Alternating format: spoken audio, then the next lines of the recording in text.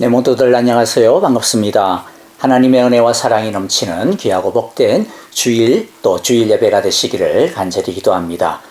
이 시간 우리 함께 옆에 있는 분들 그리고 또 지금 보이지는 않지만은요 함께 예배드리고 있는 우리 모든 성도님들을 마음에 품고 하나님의 은혜와 축복을 함께 선포하며 나누는 시간이 되었으면 좋겠습니다. 여호와는 당신들에게 복을 주시고 당신들을 지켜주시며 여호와는 당신들을 밝은 얼굴로 대하시고 당신들에게 은혜를 베푸시며 여호와는 당신들을 고이 보시어서 당신들에게 평화를 주시기를 빕니다. 아멘. 함께 이러한 하나님의 축복 가운데 우리 모두가 들어가기를 원합니다. 이제 우리 마음을 모아 합심으로 기도하는 시간 갖도록 하겠습니다. 그리고 난 다음 이어서 찬양을 드리겠습니다. 첫 번째, 예배를 위하여 기도합시다. 주님, 우리에게 은혜를 주십시오. 온 마음과 뜻과 정성으로 드리는 성령 충만한 예배가 되게 하여 주십시오. 우리의 예배를 기뻐 받아 주십시오. 라고 그렇게 기도하고요. 둘째는 교회를 위하여, 우리 성도님들을 위하여 같이 기도합니다. 진리 안에서 사랑으로 섬기는 하나 되는 우리 사랑의 교회, 우리 목장 예배가 되게 하여 주십시오. 하나님께 순종하는 교회가 되게 하시고 우리 목장이 되게 하여 주십시오. 우리 이와 같은 마음을 가지고 함께 이 시간 합심으로 간절하게 기도하도록 하겠습니다. 다 함께 기도하겠습니다. 주의 날개 아래 주의 날개 아래 거하는 것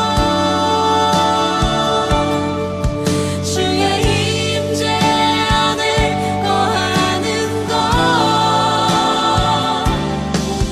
나의 가장 큰 소망 나의 가장 큰 은혜 주와 함께 동행하느니 주의 날개 아래 거하는 것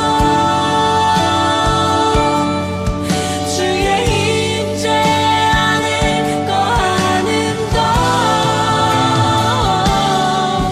나의 가장 큰 소망 나의 가장 큰 은혜 주와 함께 동행하느니 나의 가장 큰 소망 나의 가장 큰 은혜 주와 함께 동행하느니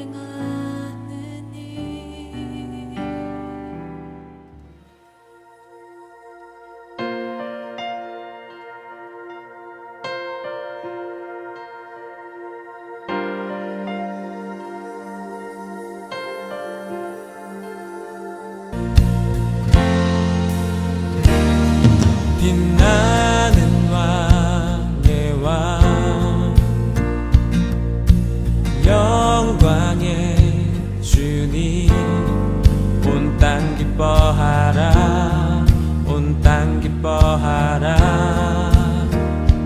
광채의 옷 입고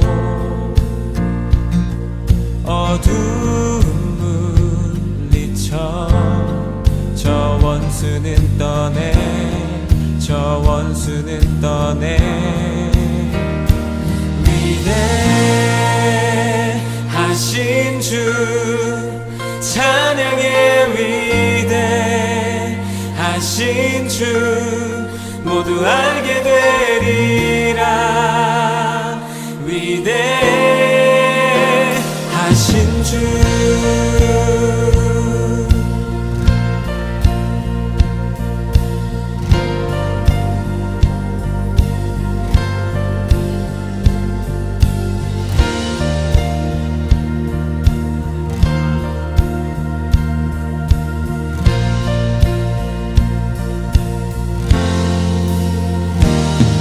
영원한 주의 주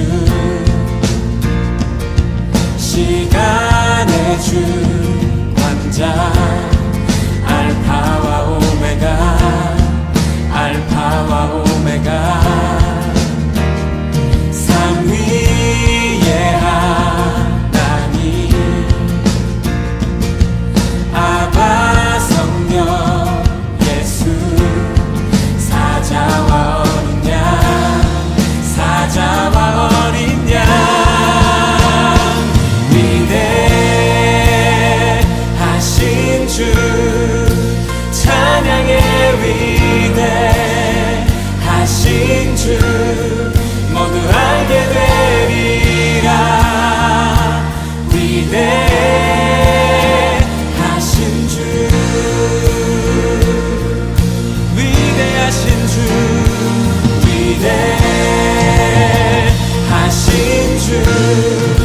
찬양의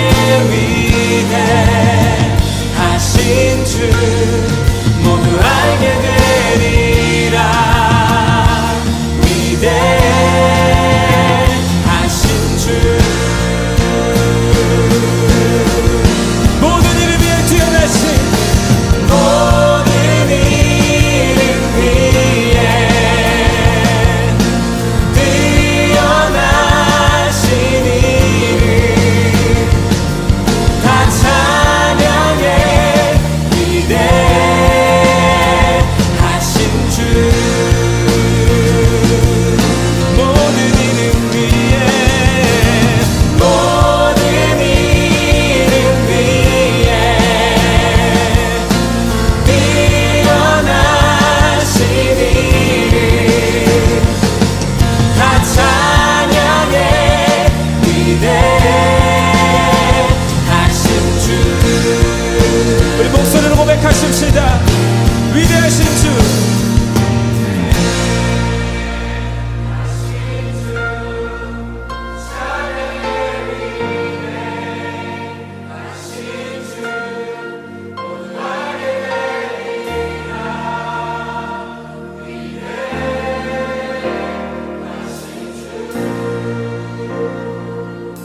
위대하신 주 위대하신 주 찬양의 위대하신 주 모두 알게 되리라. 위대하신 주 선포하십시다.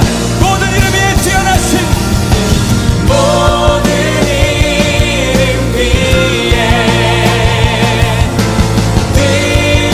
뛰어나신 이름 다 찬양해. 위대하신 주 모든 이름 위에 모든 이름 위에 뛰어나신 이름 다 찬양해. 위대하신 주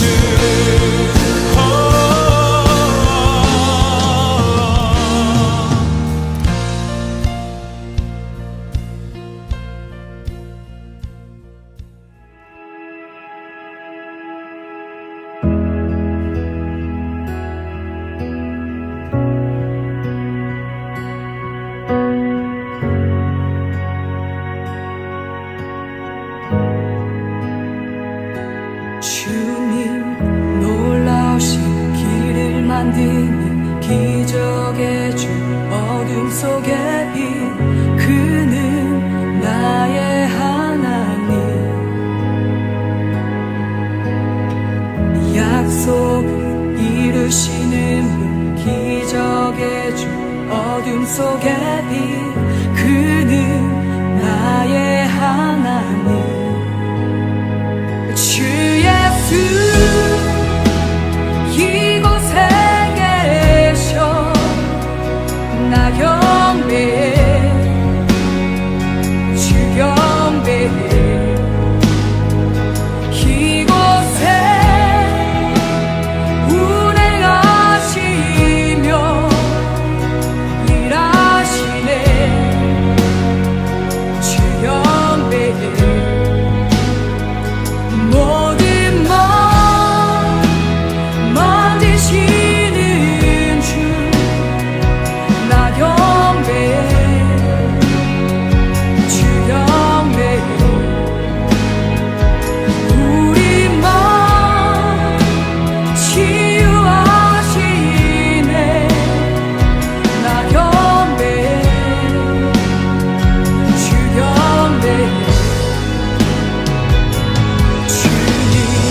놀라우신 길을 만드는 기적의 주 어둠 속에 빛 그는 나의 하나님 약속 이루시는 기적의 주 어둠 속의 빛 그는 나의 하나님 모든 삶 돌이키시네 나 경배해 주 경배해 우리 맘 회복하시네 나 경배해 주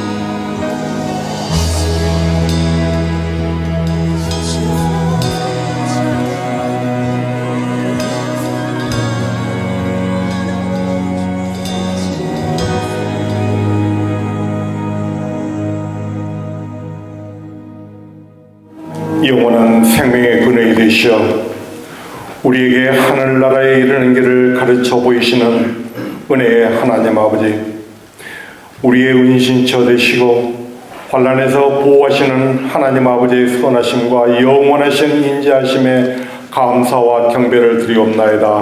홀로 영광 받으시옵소서. 하나님 아버지, 지난 한 주간도 아름다운 계절과 함께 우리의 모든 것들을 허락해 주신 그 은혜에 감사드립니다. 미천한 저희를 자녀 삼으시고 이 복된 날 하나님의 전에서 찬양과 경배 드리는 특권을 주시니 감사합니다. 하나님 아버지, 우리는 아직도 세상의 사랑을 바라고 살고 있음을 고백합니다. 진정으로 회개하기를 원합니다. 성령님의 도움으로 모든 유혹을 이기게 해 주시옵소서. 생각으로 지은 모든 죄까지도 용서해 주시옵소서. 오직 하나님이 정하신 의인의 길을 가도록 역사해 주시옵소서. 사방으로 우겨쌈을 당해도 쌓이지 아니하고 오리지 기쁨과 감사의 기도가 함께하는 아름다운 삶을 살아가도록 인도해 주시옵소서. 하나님 아버지, 교회를 위해 기도합니다. 살아서 역사하시는 말씀과 함께하는 더 좋은 교회, 성령의 감동으로 모두가 한마음 되는 사랑이 풍성한 교회 되게 해 주시옵소서. 직분을 자랑하지 않고 전심으로 주님의 몸된 교회를 섬기는 우리 되게 해 주시옵소서. 하나님 아버지, 직장과 사업체, 가정을 위하여 강구하고 손대는 것마다 풍성한 열매가 맺게 해 주시옵소서. 질병으로부터 치료받는 은혜를 베풀어 주시옵소서. 답답한 일을 당해도 낙심치 않도록 지혜와 슬기, 빛과 위로를 주시옵소서. 마음의 상처와 슬픔에서 벗어나고 극복하는 힘도 주시옵소서. 우리의 자녀들이 오직 주의 교양과 훈계로 자라서 주님의 능력을 증거하는 증인들 되게 해 주시옵소서. 오늘의 예배를 위해 봉사하는 모든 손길들을 기억해 주시옵소서. 혼란과 미움으로 가득 찬 우리 조국에도 용서와 위로가 넘치게 하여 주시옵소서. 목사님께 늘 영육간의 강건함을 주시어 하나님의 거룩한 도구로 온전히 쓰임받게 해 주시옵소서. 하나님 아버지, 이 시간도 저희들과 함께 하시어 오로지 하나님 아버지만을 의지하여 믿음으로 구하는 우리의 모든 소원을 들어주실 걸 믿사오고 이 모든 말씀 우리 주 예수를 받들어 감사하며 기도드리옵나이다. 아멘. 이제 우리 함께 하나님 말씀 같이 보도록 하겠습니다. 오늘 말씀은요, 요한계시록 10장 9절부터 17절 말씀입니다. 한 절씩 저와 여러분들 교독하겠습니다. 9절을 제가 읽습니다. 그 뒤에 내가 보니 아무도 그 수를 셀 수 없을 만큼 큰 무리가 있었습니다. 그들은 모든 민족과 종족과 백성과 언어에서 나온 사람들인데 흰 두루마기를 입고 종려나무 가지를 손에 들고 보좌 앞과 어린 양 앞에 서 있었습니다. 그들은 큰 소리로 구원은 보좌에 앉아 계신 우리 하나님과 어린 양의 것입니다 하고 외쳤습니다. 모든 천사들은 보좌와 장로들과 내 생물을 둘러서 있다가 보좌 앞에 엎드려 하나님께 경배하면서 아멘, 찬송과 영광과 지혜와 감사와 존귀와 권능과 힘이 우리 하나님께 영원 무궁하도록 있습니다. 아멘 하고 말하였습니다. 그때의 장로들 가운데 하나가 흰 두루마기를 입은 이 사람들은 누구이며 또 어디에서 왔습니까? 하고 나에게 물었습니다. 내가 장로님께서 잘 알고 계십니다 하고 대답하였더니 그는 나에게 이렇게 말하였습니다. 이 사람들은 큰 환난을 겪어낸 사람들입니다. 그들은 어린 양이 흘리신 피에 자기들의 두루마기를 빨아 희게 하였습니다. 그러므로 그들은 하나님의 보좌 앞에 있고 하나님의 성전에서 밤낮 그분을 섬기고 있습니다. 그리고 그 보좌에 앉으신 분이 그들을 덮는 장막이 되어 주실 것입니다. 그들은 다시는 줄이지 않고 목마르지도 않고 해나 그 밖에 어떤 열도 그들 위에 괴롭게 내려쬐지 않을 것입니다. 보좌 한가운데 계신 어린 양이 그들의 목자가 되셔서 그들을 인도하실 것이고 하나님께서 그들의 눈에서 눈물을 말끔히 씻어주실 것입니다. 아멘. 자, 우리가 지난 주일에 14만 4천의 비밀에 대해서 살펴보았습니다. 14만 4천 무엇이었습니까? 하나님께서 구원하시는, 그렇죠? 온전한 하나님이 구원하시려고 하시는 모든 하나님의 백성들의 모임, 무리, 숫자다라고 하는 것입니다. 그런데 그보다도 더 중요한 의미가 있었죠. 이 14만 4천은 12지파, 12명의 그 정말로 보잘것없고 약하고 부족하였던 그들을 통하여서 하나님께서 결국 당신의 구원을 완성시킨다, 이루신다 라고 하는 이 하나님의 구원의 의지예요.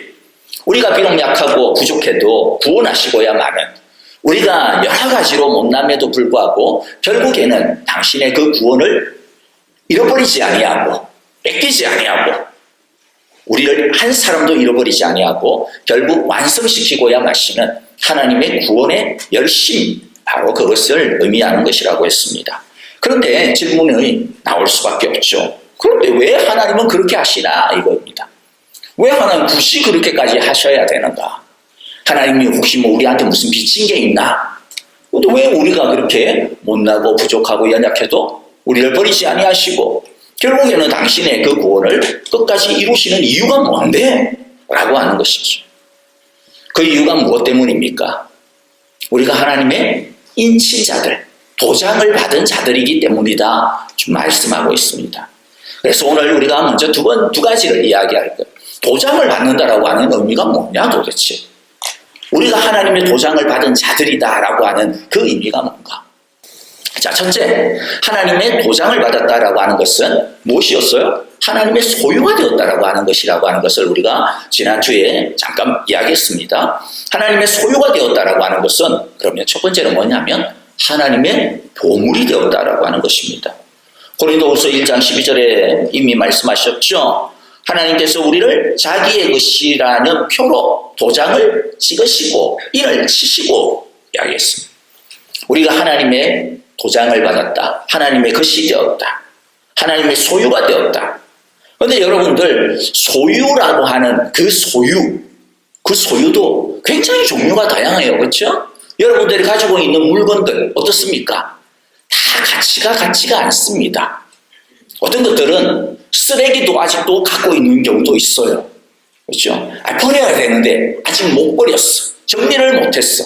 그래가지고 그냥 가지고 있어요. 한 번도 쓴 적이 없어요. 앞으로도 쓰지 않을 거야. 근데 그냥 갖고 있는 경우 있어요. 어떤 경우는 어떤 것들은 진짜 누가 달라고 하면 그냥 금방 줄 수 있는 나한테 별로 그렇게 가치가 없는 그런 것들도 있을 수 있습니다. 하지만 어떤 것들은 어떤 것도 바꿀 수 없는, 어떤 것하고도 바꿀 수 없는, 심지어는 내 목숨하고도 바꿀 수 없는 소유가 있습니다. 그러면 하나님 앞에서 우리는 어떤 종류의 소유물인가라는 거예요. 하나님의 소유라고 하는 것을 생각할 때 저는 항상 제일 먼저 떠올리는 성경 구절이 있습니다. 출애굽기 19장 5절입니다. 출애굽기 19장 5절 읽어드리면요. 너희는 모든 민족 중에서 내 소유가 되겠고. 근데 이 소유가 뭐냐? 조금 더 설명이 필요하겠죠. 세 번역이 좀 더 번역을 여기서는 잘 해두었습니다. 너희는 모든 민족 가운데 나의 보물이 될 것이다. 소유가 뭐라고요? 보물입니다. 하나님이 우리를 너는 나의 소유야 라고 했을 때의 의미가 뭐라는 거예요? 쓰레기가 아닙니다. 그냥 한 번, 한두 번 쓰고 그냥 버릴 그런 물건이 아니라는 거예요. 뭐다? 보물이라는 거예요. 너는 나의 보물이라고 하는 뜻입니다. 그런데 보물도 여러 가지가 있잖아요. 그렇죠? 도금으로 되어진 금반지도 있을 것이고 아니면 진짜 순도 99.9% 아니면 다이아몬드도 있을 것이고 다양할 거예요. 그럼 여기서의 보물이란 어떤 의미일까요? 여기서의 보물은요. 왕의 보물 중에서도 신한테도 줄 수 있고 이런 보물도 있겠지만은 여기서의 보물이라고 하는 의미는 왕의 보물 창고 중에 가장 은밀한 곳에 보관하고 있는 보물이라고 하는 의미예요.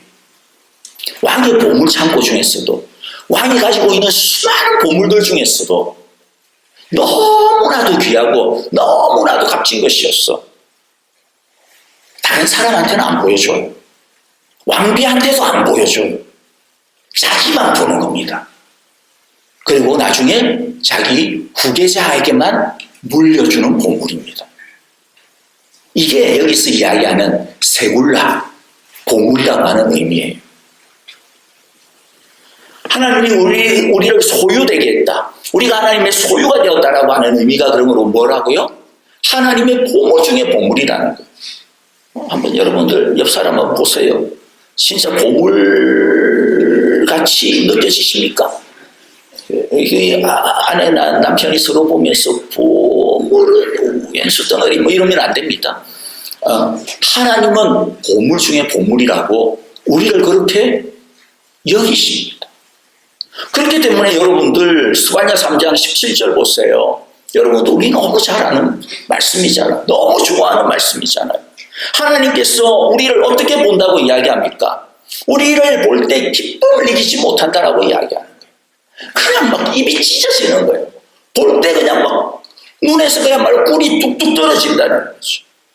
잠잠히 사랑하신다라고 이야기합니다. 여기서 잠잠이라고 하는 것은 그냥 본체 만체 이렇게 천대레라고 하는 뜻이 뭔지 아세요? 좀 일본 말에서 나온 말이기를 하는 것 같은데, 이렇게 아닌 척하면서 이렇게 좀 속이 깊은 사람. 표현은 안 하는데 속이 좀 깊은 그런 의미로서 잠잠하다 그런 뜻은 아니고요. 끝까지 정말로 끝까지 사랑하시는 사람을 이야기합니다. 우리를 즐거이 부른다라고 이야기하고 우리를 볼 때마다 기뻐하신다라고 이야기합니다. 하나님이 우리를 볼 때 느끼는 감정이에요. 하나님이 우리를 바라볼 때 가지시는 사랑입니다. 이런 존재에 가장 들어맞는 것이 있다면 뭐겠습니까? 아마도 부모에게는 자녀일 겁니다. 그리고 성경에 보니까 우리를 신부라고도 이야기합니다. 여러분, 놀랍지 않습니까? 그렇죠? 별로 안 놀랍습니까? 내가 당연히 그만한 자격이 있으니까 당연하지 뭐 그렇다고 생각한다면 할 말이 없지만은 참 너무 놀라운 것 같아요. 어떻게 나를 그렇게 기뻐하실까? 어떻게 나를 그렇게 즐거워하실까? 어떻게 나를 아들로 삼아주실까? 어떻게 나를 신부라고 이야기할까? 그렇기 때문에 여러분, 하나님은 절대로 당신의 소유를 버리지 않는다라는 거예요. 이런 소유를 어떻게 버리겠어요?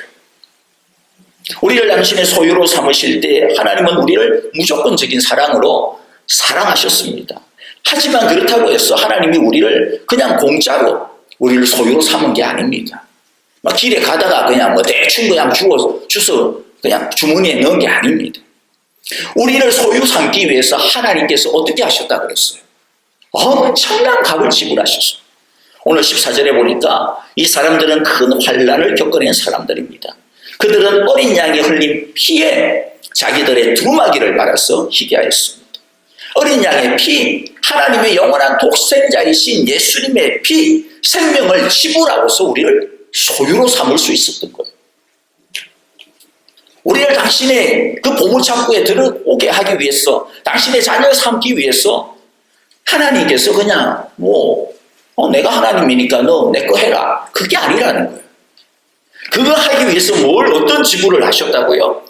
당신의 영원한 독생자, 하나밖에 없는 영원한 아들을 우리 대신 죽게 하시고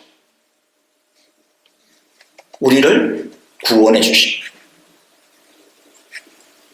여러분, 우리 가운데 그런 사람이 있어요. 여러분들 중에 저를 살리기 위해서 여러분들의 아들을 간 하나 떼줄 수 있는, 간 하나쯤이야 떼줄 수도 있겠지. 아닌가? 그래도 그렇게 할 수 있는 사람들은 좀 들어있죠. 저랑 생판 모르는 사람들도 간 하나 정도는 떼주는 마음을 가진 사람들도 있긴 하더라고. 아니지. 자기 간은 떼줄 수 있을지 몰라도 자기 애 간은 못 떼주겠네요. 그렇죠. 여러분 중에서 나 살리기 위해서 여러분 자녀들의 목숨을 대신 죽이고 제게 생명을 갖다가 내 생명을 살릴 분들 계세요? 있다면 이상한 거예요. 그렇죠? 그 있다면 사랑이 넘치는 게 아니라 좀 판단력이 흐리다 이렇게 생각이 되어져요. 아무도 없을 겁니다. 저도 안 해요. 저도 안 그럽니다. 그냥 차라리 내 목숨 줄게요. 차라리 그게 낫죠. 하나님은 뭐라고요? 당신의 목숨이 아니라 당신의 영원한 독생자 예수님을 우리 대신에 내어주신 거예요. 예수님을 죽게 하시고 우리를 살리신 겁니다.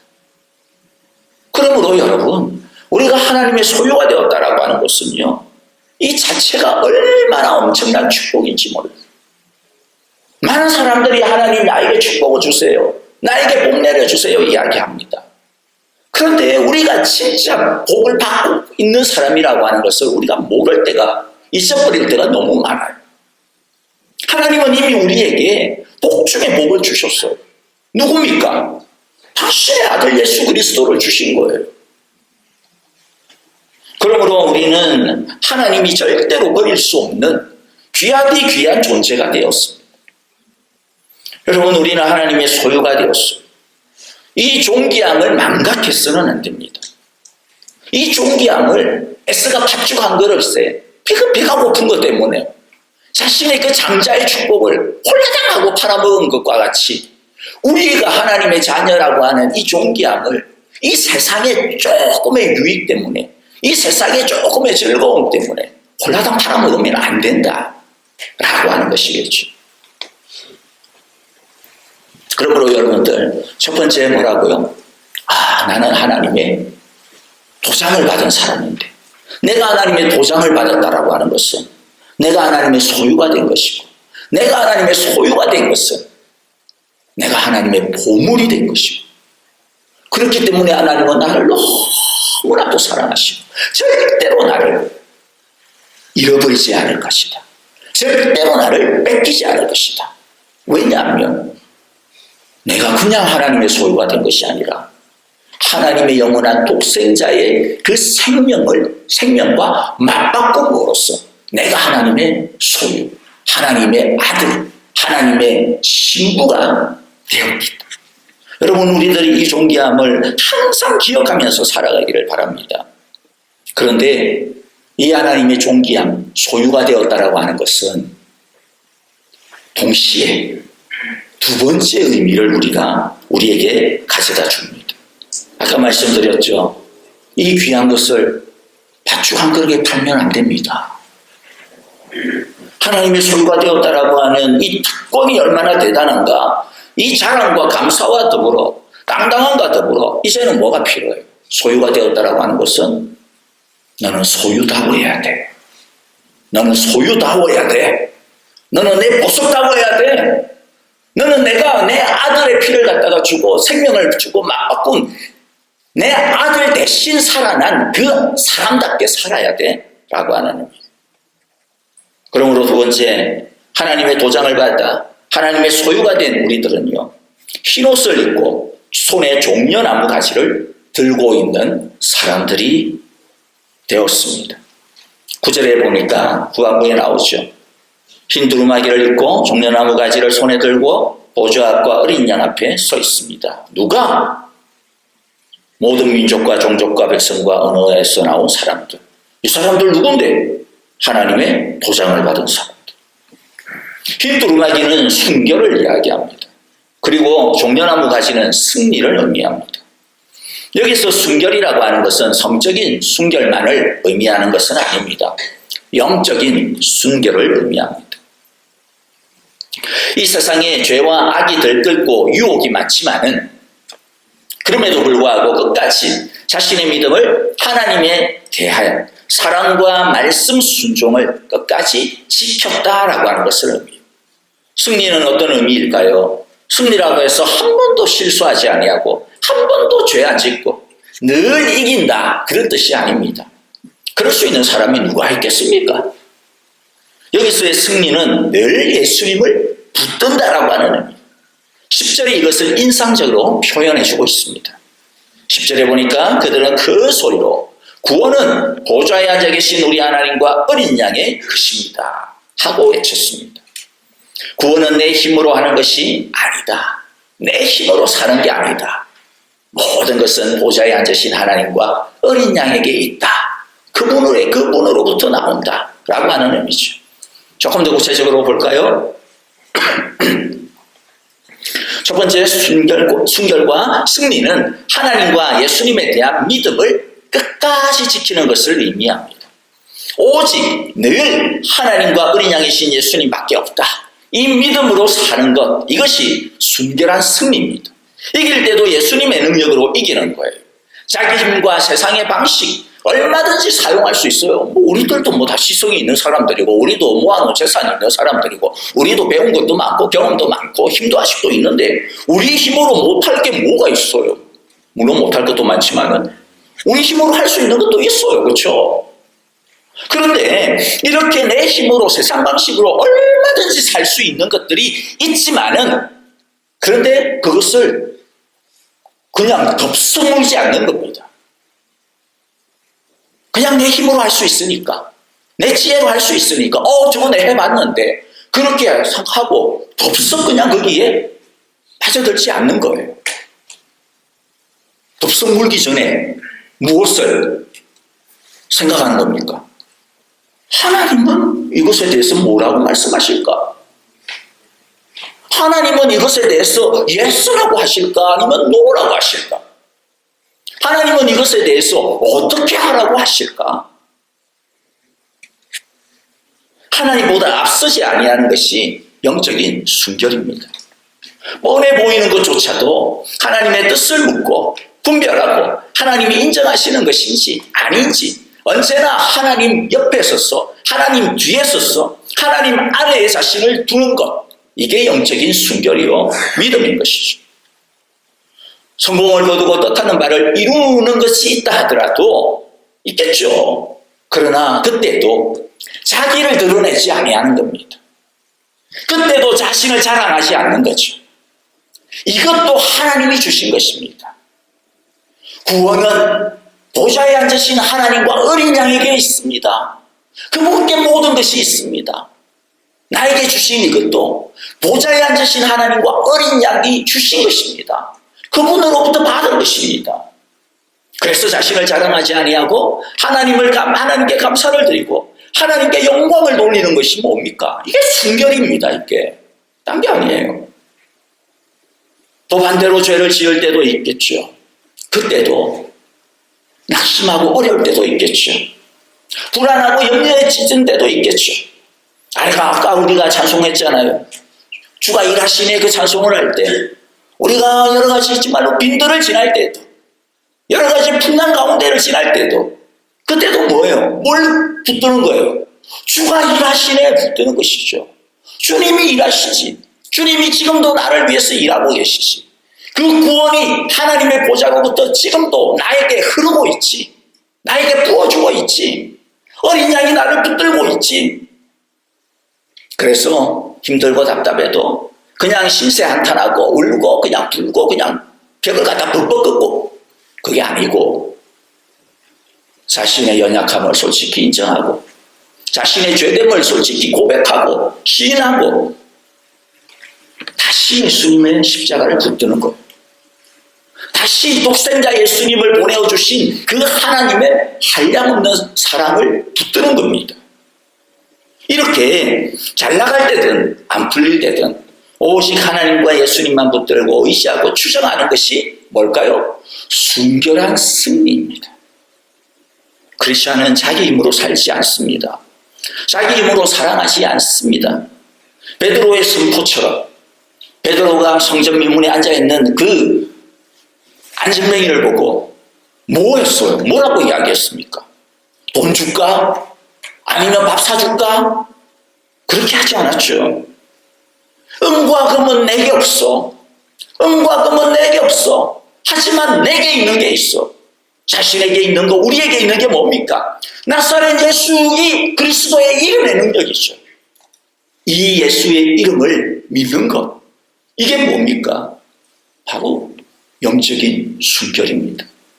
이것이 바로 승리입니다. 그러므로 여러분들, 저와 여러분들, 광야와 같은 시간 또는 아니면 막 진짜 막 지금 너무 잘 풀려가지고 막 하늘을 갖다가 막 새보다 더 높이 막 날아다니고 있다 하더라도 그때 우리는 항상 무엇을 집중해야 돼요? 주님, 나의 모든 것들은 보좌에 앉으신 하나님과 어린 양에게 있습니다. 그분께 있습니다. 그분만 바라보는 우리 모두가 되어지기를 바라요. 두 번째는 힘들어도 말씀대로 살려고 애쓰는 것이 순결한 승리입니다. 14절에 보면 이 사람들이 어떤 사람들이라고 이야기합니까? 큰 환난을 겪어낸 사람들이다. 그들은 어린 양이 흘리신 피에 자기들의 두루마기를 발아서 희귀하였다. 큰 환난을 겪어내었다라고 하는 것은 큰 환난 가운데서도 묵묵하게 하나님의 말씀대로 살아낸 사람들이라는 거예요. 하나님의 도장을 받은 사람은 하나님이 왕이시고 하나님이 주가 되시기 때문에 자기 마음대로 살지 않으려고 애쓰는 사람들입니다. 믿음이란 뭐예요? 하나님이냐 나냐, 하나님이냐 세상이냐, 우리 끊임없이 이 도전 가운데 살잖아요. 내 마음대로 살까, 내 길대로 살까, 세상 사는 사람대로 뭐 그렇게 그냥 살아갈까, 아니면 말씀대로 살까. 우리는 항상 이 선택 가운데 살고 있습니다. 이 기로 가운데서 믿음은 뭐예요? 하나님을 선택하는 거예요. 말씀을 선택하는 겁니다. 지난주에 우리가 봤던 14만 4천을 갖다가 이야기할 때 이스라엘의 12지파의 명단이 나옵니다. 그 12지파의 명단에는 세 가지의 좀 독특한 의미가 있어요. 세 가지 적어도 세 가지 독특한 이 표현들이 나옵니다. 하나는 유다지파가 제일 먼저 나와요. 유다지파는 장자가 아니에요. 르우벤이 장자지. 유다지파가 그러나 제일 먼저 나옵니다. 또 다른 하나는 다한 지파의 이름이 없어요. 12지파 중에 다한 지파의 이름이 없어요. 세 번째는 에브라임이라고 하는 이름이 쓰여지지 아니하고 대신에 요셉이라고 하는 이름으로 쓰여집니다. 이 세 가지는 그런데 사실 한 가지 공통점을 갖고 있어요. 한 가지를 이야기하려고 하는 것입니다. 표현하려고 하는 거예요. 그것은 순종과 믿음입니다. 유다지파는 모두가 난색을 표하고 있을 때, 이 가나안 땅을 정복할 그때에 모두가 우리 땅을 저거는 저 사람들하고는 못 싸워, 저거 이길 수 없어, 다 죽을 거야 라고 하는 그때에 그 여부스 산지를, 누가 저 산지를 차지하고 저 산지에 올라갈 수 있을까? 그때 누가? 유다가 났습니다. 내가 갈게요. 갈렙이 났어요. 여러분, 바로 이 의미죠. 유다지파는 모두가 안 된다라고 할 때, 자기라고 무슨 별 뾰족할 수가 있어요. 그러나 뭐 하나 믿고, 하나님 하나 믿고, 저 산지를 내가 취하겠습니다. 저 산지를 주님이 주셨으니까, 주님이 주셨으니까 내가 올라가겠습니다. 반면에 단 지파는 하나님께서 분비하신 땅을 버려버렸어. 블레셋 땅 옆에 있었기 때문에 너무나도 힘든 사람들 옆에 있었어. 끊임없는 전쟁의 위험, 그 위협 속에 살았습니다. 그래서 결국에는 하나님이 절대로 자신들의 그 지계표를, 그 땅의 경계표를 벗어나면 안 되는데 못 살겠다고 그냥 이건 내가 생각할 때는 도무지 안 맞아. 내가 여기에 오면 안 되고 유다 지파가 여기 와야 되는데, 에브라임 지파가 여기 와야 되는데 하나님이 계산을 잘못한 거야. 하나님이 이건 지금 뭔가 착오가 있어. 이건 내 땅 아니야. 그리고 그 땅 버리고 저 북쪽으로 지들 마음대로 그냥 가버렸어. 믿음을 버린 거예요. 하나님의 말씀이냐 자기들의 판단이냐, 그 속에서 단 지파는 자신들의 길을 가버렸습니다. 그리고 왜 에브라임이 아니고 요셉일까요? 에브라임이 원래 명칭입니다. 사실 요셉의 큰아들이죠.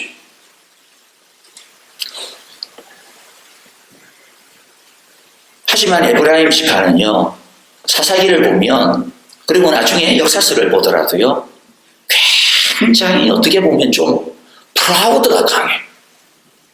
우리가 요셉, 니들이 누구 덕에 지금 살아남았는데, 우리 요셉 할아버지 덕분이야? 뭐 이런 프라우드가 있는 것 같아요.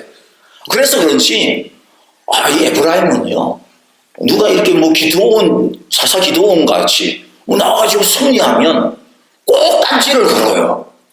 네가 뭔데? 우리한테 허락도 안 받고 싸우는데, 쥐도 싸우지도 않으면서도 꼭 나중에 그렇게 딴지를 걸어요. 그 나중에 또 북이스라엘과 남북 유다가 나누어질 때 반대편의 선봉장에서는 지파가 에브라임입니다. 에브라임은 어떻게 보면요, 자기 힘을 과시하기를 좋아해요. 말씀보다는 하나님의 말씀 속에서 자신을 낮추고 자신을 그 밑에 두기보다는 자기를 어떻게든 드러내고 싶어하는 그 이름이 에브라임입니다. 그래서 하나님은 이 영광스러운 시대에 그 불순종의 이름을 없애버리고 대신에 옥에 들어가서까지도 끝까지 순종한, 자기 자신을 끝까지 순종한 믿음으로 하나님께 주신 그 약속을 붙들고 끝까지 견디어낸 그 요셉의 이름을 대신 허락합니다. 하나님의 도장을 받은 사람은요, 하나님의 말씀에 순종하는 사람입니다. 하나님의 말씀에 믿음으로 사는 사람이라고 하는 것을 이 14만 4천 12지파의 이름을 통하여서 우리에게 보여주신 거예요. 여러분, 우리들이 하나님의 소유가 되었습니다. 하나님의 것이 되었습니다. 하나님의 보석이 되었습니다. 그러면 보석은 보석답게 아름답게 빛을 내야 됩니다. 그렇죠? 보석이 빛을 안 내면 어떡하겠어요? 보석이 새까만 때, 뭐라 그러죠? 곰팡이 쓰면 어떡합니까? 안 되잖아요. 아무도 자기 보석에 곰팡이 쓰고 먼지 쓰고, 보석이 엄청 많든지, 아니면 별로 가치를 모르든지 그러겠죠. 진짜 귀한 사람 것은, 맨날 그냥 닦고, 막 이러면서. 왜 당연한 겁니다. 우리도 그렇게 우리 자신을 가꿔야 돼. 우리 자신을 그렇게 대해야 됩니다. 내가 하나님의, 우리 주님의 아름다운 신부인데, 내가 신부답게 단장해야지. 내가 신부답게 정말로 나를 갖다가 꾸며야지.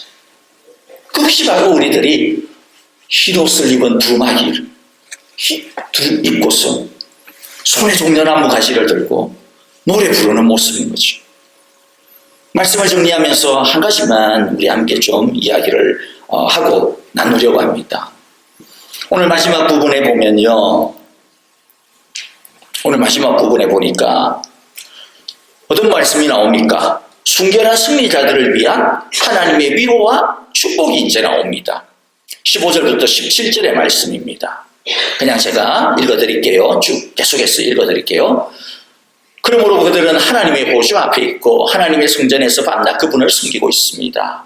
그리고 그 보좌에 앉으신 분이 그들을 덮는 장막이 되어 주실 것입니다. 16절, 그들은 다시는 줄이지 않고 목마르지도 않고 해나 그 밖에 어떤 열도 그들 위에 괴롭게 내려지지 않을 것입니다. 17절, 보좌 가운데 계신 어린 양이 그들의 목자가 되었소서.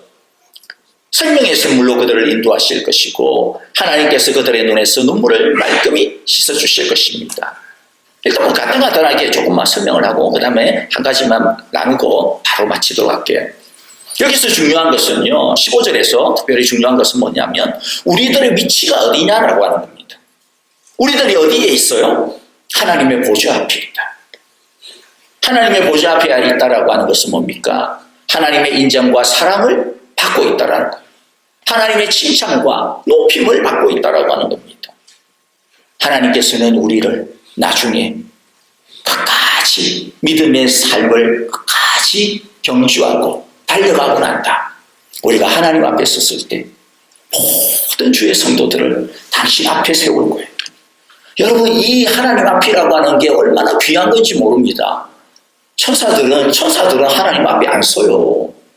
천사들은 하나님 앞에 서가야 이 명령 받기 위해 가지고, 야, 너 저 가서 쟤 좀 도와줘라. 이 명령 받기 위해 씁니다. 그런데 우리는 왜 하나님 앞에 서요? 수고했다고 칭찬받기 위해서, 인정받기 위해서입니다. 위로받기 위해서입니다. 누가 하나님의 보좌 앞에 씁니까? 하나님을 위하여 자신을 희생한 사람이죠. 섬긴 사람입니다. 믿음으로 인내한 사람입니다. 그리고 하나님은 우리를 돕는 장막이 되어 주신다. 하나님의 집에 영원히 들어간다라고 하는 의미입니다. 그리고 그 하나님의 안은 어떤 곳입니까? 16절에 보니까 고통이 없죠. 배고픈 것이나 목마른 것이나 뜨거운 것이나 이 세상에 다른 어떤 고통이 없습니다. 그리고 17절에는 좀 더 적극적으로 나옵니다. 주님이 우리들의 목자가 되셔서 우리를 생명의 샘물로 인도하시고 우리의 눈에서 눈물을 말끔히 씻어주신다. 자, 이것을 우리들은 흔히 장례식 때 많이 사용합니다. 그렇죠? 장례식에 사용하기에 너무 귀한 하나님의 위로의 말씀입니다, 사실. 그런데 이건 꼭 죽은 분들에게만 해당되어지는 말씀 아니거든요. 우리에게도 주시는 말씀이에요. 한 가지만 여러분들과 좀 같이 도전을 나누고 싶어요. 뭐냐면 우리는 어디에서 위로를 얻을 것인가라는 거예요. 우리는 어디에다가 나의 위로를 갖다가 둘 것인가. 세상에서부터 위로를 받으려고 하는 사람은 하나님으로부터 받을 위로가 별로 없을 겁니다. 주님께서 말씀하셨죠. 야, 너희들 너무 칭찬받으려고 하지 마. 너무 인정받으려고 하지 마. 왜 그래요? 나중에 하나님으로부터 받을 칭찬 없기 때문에 그래. 너무 남들이 막 해주면 별거 아닙니다. 그냥 그 정도로 할 수밖에 없지만은 찍어 대놔놓고 누가 나 안 알아주나? 누가 나를 몰라주나? 섭섭해 하지 말라는 거죠. 하나님이 아시니까. 우리가 이 세상에서 위로를 너무 구하면, 이 세상에서 너무 위로를 찾으면, 이 세상의 물질과 이 세상의 성공과 이 세상의 사랑들로부터 너무 위로를 갖다가 구하려고 하면 하나님의 위로를 잃어버리게 됩니다. 만일 이 세상에서 위로를 별로 못 받았습니까? 그렇다고 해도 너무 낙심하지 마십시오. 진짜 위로는 하나님에게 있습니다. 진짜 위로는 하나님 그 품에 있습니다. 주님이 다 계산하고 계세요. 여러분, 이 말씀을 들을 때 어떠세요? 기대가 되십니까? 아니면 그렇지, 좋은 말이네, 밍숭밍숭거리십니까? 밍숭밍숭거린다고 해가지고 지어나 고생해라 그렇게 말씀은 안 드리겠어요. 하지만 적어도 우리가 이렇게 뭐라 그럴까요? 분명히 해야 됩니다. 나의 위로를 어디에다가 둘 것인가? 나는 의지적으로, 의도적으로 나의 위로를 우리 주님에게 두겠다. 하나님에게 두겠다. 그리고 나중에 내가 하나님으로부터 정말로 인정과 칭찬과 위로를, 그 풍성함을 더 많이 받기 위해서 내가 이 땅에서 준비해야 되겠다. 내가 그렇게 살아내야 되겠다. 내가 그렇게 나의 옷을 주님의 피로 씻기고 영적인 순결의 승리자가 되겠다. 우리 저와 여러분들이 모두가 그렇게 오늘 시간 결단하고 또 주님을 바라보는 우리 모두가 되어지기를 간절히 바라고 축복합니다. 하나님 아버지, 감사합니다. 정말로 하나님 보시기에 길거리에 쓰레기만도 못한 우리였을 텐데, 그런데 우리를 당신의 소유로 삼아주시고 당신의 영원한 독생자 예수 그리스도의 생명을 대신 우리를 위해서 지불하시고 우리를 당신의 자녀 삼아주심을 감사합니다. 하나님 아버지, 우리가 날마다 이 존귀함을 가지고 정말로 당당하게, 정말로 아름답게 살아가는 우리 모두가 되게 하여 주옵소서. 하나님의 소유가 되었기 때문에 이제 우리가 하나님의 보석처럼 살아가기를 원합니다. 빛나는 삶을 살아가기를 원합니다. 비록 물론 여러 가지 어려움 때문에, 약함 때문에 넘어지고 또다시 더러워질 때가 있지만, 그러나 우리의 구원은 오직 보좌에 앉으신 하나님과 어린 양에게로부터 나옴을, 그 하나님 그 보좌로부터 모든 존귀와 영광과 부와 능력이 나옴을 우리가 기억하고, 잘나든 못나든, 참으로 우리가 힘이 있든 그렇지 못하든 날마다 하나님 앞에, 예수님 앞에 엎드리며 그분에게 우리의 모든 것들을 드리며 그분으로부터 모든 것들을 받으며 살아가는 우리 모두가 되게 하여 주옵소서. 하나님에게 진짜 위로가 있음을 기억하고 진짜 상급이 있음을 기억하고, 주님, 이 땅에서 때로는 참 눈물이 있어도 그러나 끝까지 믿음을 지킴으로 하나님의 위로를 저축해 나가는 우리 모두가 되게 하시고, 때로는 의지적으로, 의도적으로 하나님의 그 상급과 위로를 쌓아나가려고 애쓰는, 정말로 천국을 준비하는 우리 모두의 신실한 삶, 순결한 승리자들의 삶이 되게 하옵소서. 예수님 이름으로 기도합니다. 아멘. 이제는 우리 주 예수 그리스도의 크신 은혜와 하나님 아버지의 귀하신 사랑하심과 성령님의 인도하시며 우리와 늘 동행하시고 늘 그늘여 주시는 하나님의 그 복되고 우리 성령님의 그 놀라우신 은혜가 이제는 우리가 하나님의 소유되고 보석이 된 것을 기억하면서 정말로 하나님의 보석답게 순결한 승리자로 하나님의 위로를 쌓아가는 자들로 이 땅에서 정말로 주님의 신부답게 하나님의 아들답게 살아가기로 다시 한 번 더 결심하고 주님 앞에 주여 나를 도우소서, 우리를 도우소서, 우리의 구원은 오직 하나님과 어린 양에게 있습니다 고백하며 주 앞에 엎드리는 함께 예배드린 우리 모든 사랑의 교회 성도들과 또 하나님께서 우리에게 주신 귀하고 복된 가정과 자녀들, 우리를 통하여 영광과 존귀함을 받기를 원하시는 우리의 모든 길과 걸음들, 우리의 모든 일터와 또 우리의 모든 참으로 인생의 기도의 제목들 위에 이제로부터 영원토록 함께 계시기를 축원하옵나이다. 아멘.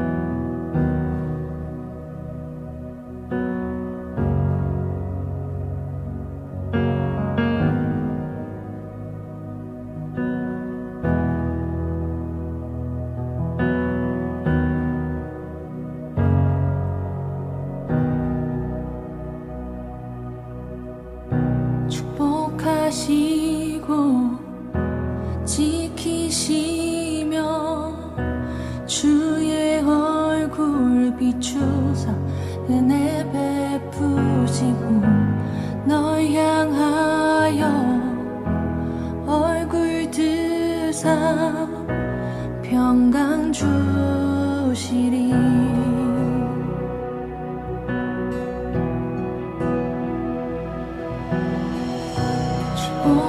축복하시고 지키시며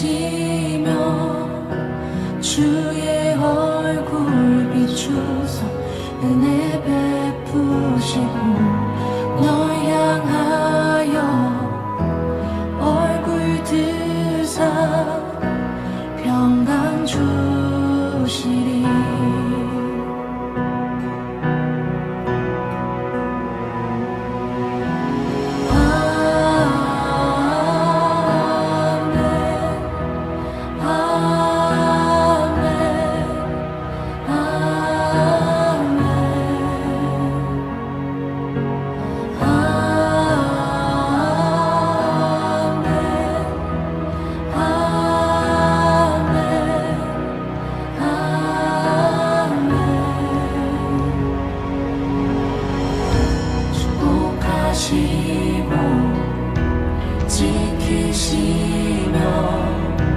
주의